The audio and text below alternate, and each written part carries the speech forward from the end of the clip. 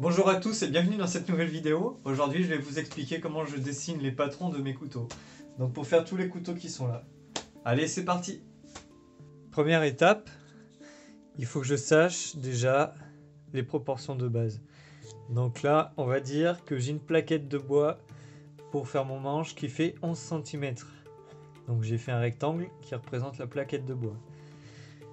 Donc 11 cm, c'est un manche moyen, on va dire. Donc après, je vais faire un premier dessin. Voilà, un deuxième dessin et un troisième dessin de manche. Donc j'ai fait des trucs complètement qui n'ont rien à voir. Donc un manche plat, normal, style japonais, un style plus français et un style, on va dire, plus artistique. Donc voilà, je commence par rapport à ce bloc, dedans, voilà, je peux faire ça. Donc je sais que j'ai 3 idées comme ça, par exemple.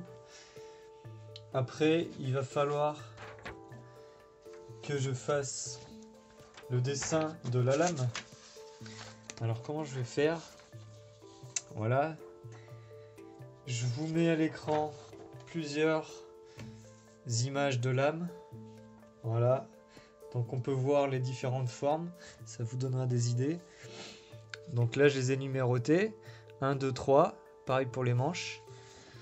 1, 2, 3. Donc après, par exemple, le 1, je le mets avec le 1, je vois ce que ça fait. Le 1, je le mets avec la lame 2. Je regarde si ça va. Le 3. Par exemple, le 2, je le mets avec le 2. Je le mets avec le 1 ou avec le 3.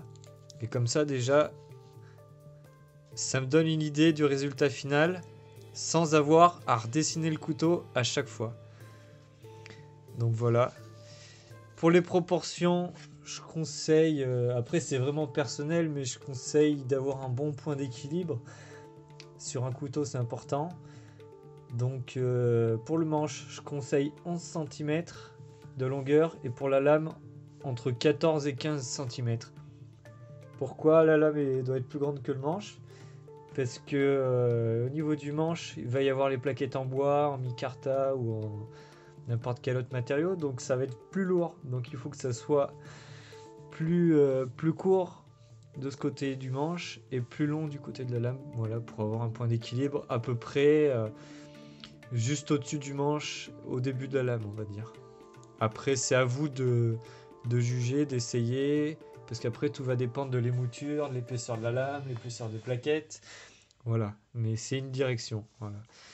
Donc, première phase, vous pouvez faire des modèles comme ça, les dessiner, tac, assembler, vous voyez si ça vous convient. Après, vous avez une idée de l'idée de la forme de couteau. Donc après, je vais passer à la deuxième phase. Tac, donc on sait que le couteau il fait 26 cm, si ça veut bien faire la mise au point. Voilà. On sait que notre couteau par exemple il va faire 26 cm. Donc 26 cm, il faut voir déjà est-ce que ça passe dans votre four de trempe. Est-ce que vous arrivez à chauffer cette longueur entièrement avec votre forge à gaz? C'est important parce que si on fait un couteau qui fait par exemple 40 cm et qu'on se rend compte au dernier moment et qu'on ne peut pas faire chauffer entièrement la lame comme il faut, et ben c'est un couteau perdu. On ne pourra pas le tremper. Donc il faut réfléchir à ça.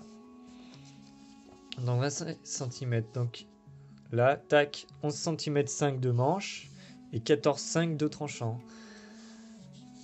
Donc après, voilà. Donc ça, c'est les proportions pour le couteau. Et la largeur de là à là, je conseille de faire entre 2 cm et 3 cm. Voilà, pour un couteau bushcraft, on va dire. Ou un couteau de chasse. Voilà, donc normalement, avec ces proportions-là, vous avez un point d'équilibre qui se situe entre par là et par là. Donc dans cette zone. Donc sur un couteau, c'est ce qu'il faut à peu près. Après, tout dépend de l'utilisation, encore une fois, du couteau. Si c'est un couteau bushcraft et que vous voulez que le point d'équilibre il soit plus par là pour avoir une meilleure coupe, pour la coupe à la volée, par exemple, Après, va falloir faire une lame plus épaisse là, avec une émouture différente. Voilà, encore une fois, là je donne vraiment un exemple, je sors ça de mes expériences personnelles. Après, c'est à vous d'adapter à ce que vous voulez faire, et le mieux c'est d'expérimenter par soi-même. Une fois qu'on sait qu'on a la bonne longueur de lame qu'on peut tremper, qu'on a le point d'équilibre là où on veut à peu près qu'il soit, on peut passer aux finitions sur le dessin. Alors par exemple, moi je veux un casse-goutte, donc je fais un casse-goutte là. Je sais pas moi, on va faire une émouture par exemple scandinave sur un couteau comme ça. Donc on va la dessiner. Donc une émouture scandinave, ça ressemble à peu près à ça. Tac, en gros, hein. C'est pour se représenter un peu plus le couteau. Après, on sait que par exemple, on va avoir un rivet. Là, un rivet par là, un rivet par là. Tac, après, on sait que ben, le poinçon, donc là, je vais faire un rectangle pour symboliser le poinçon qui sera sur la lame. Tac, alors après, si vous voulez faire des trempes sélectives, et ben pareil, on peut dessiner la trempe sélective sur, voilà, par exemple, on peut faire quelque chose comme ça, qui suivra. Là, c'est vraiment un exemple. Mais après, du coup, on peut se rendre plus compte du couteau final qu'on aura. Voilà.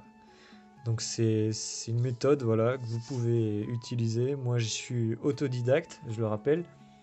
Donc je force personne à utiliser la même technique que moi pour faire les patrons pour les couteaux. Mais je trouve que c'est une bonne technique, alors je voulais la partager avec vous. La vidéo arrive à la fin, donc tu peux laisser un pouce bleu en bas de la vidéo si tu as aimé. Sinon tu peux mettre un pouce vers le bas si tu n'as pas aimé, et tu peux me dire dans les commentaires pourquoi tu n'as pas aimé. Comme ça je pourrais corriger pour les prochaines vidéos.